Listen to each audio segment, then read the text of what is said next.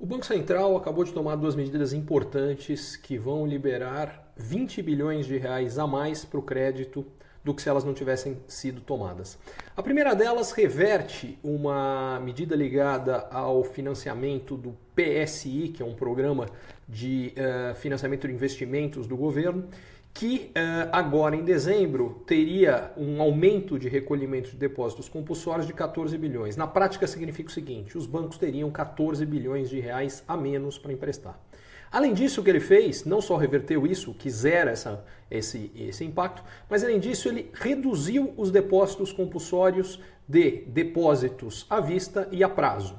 Somando os dois impactos, a gente tem 6 bilhões e meio de reais a mais que os bancos terão para emprestar daqui para frente.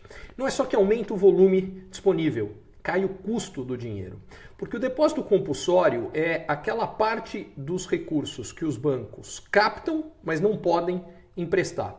Por exemplo, no caso dos depósitos a prazo, que a alíquota caiu de 36% para 34%, significa o seguinte, de cada 100 reais que os bancos captam, por exemplo, num título, num CDB, eles pagam para quem depositou aquele dinheiro no banco, pagam taxa de juros em relação aos 100 reais, mas eles só podem emprestar a parte que não vai para o depósito compulsório, que mesmo com a queda agora, R$ 34 reais desses 100 tem que ir para o Banco Central. Ele só pode emprestar 66. E nesses 66, ele tem que ser remunerado para pagar, em primeiro lugar, o suficiente para pagar os 100 que ele vai pagar, que ele tomou emprestado.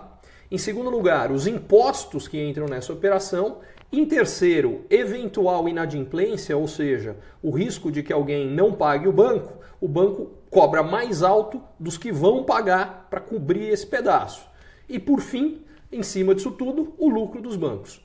Quando a gente tem, como no Brasil, uma taxa básica de juros que já é altíssima, tem uma inadimplência que ficou muito alta por conta da crise financeira, e ainda por cima tem depósitos compulsórios gigantes e impostos maiores ainda, o resultado é o que nós temos, uma taxa de juros absurdamente elevada.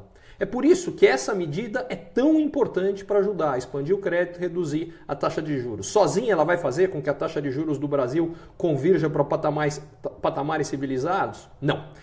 Primeiro porque o depósito compulsório, mesmo com essa queda, continua muito mais alto do que no resto do mundo, ele ainda tem que cair e muito.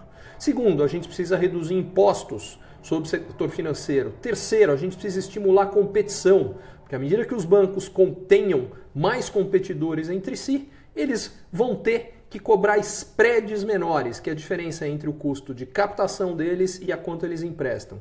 Enfim, medida importante na direção certa. O que eu espero é que venham várias outras na mesma direção.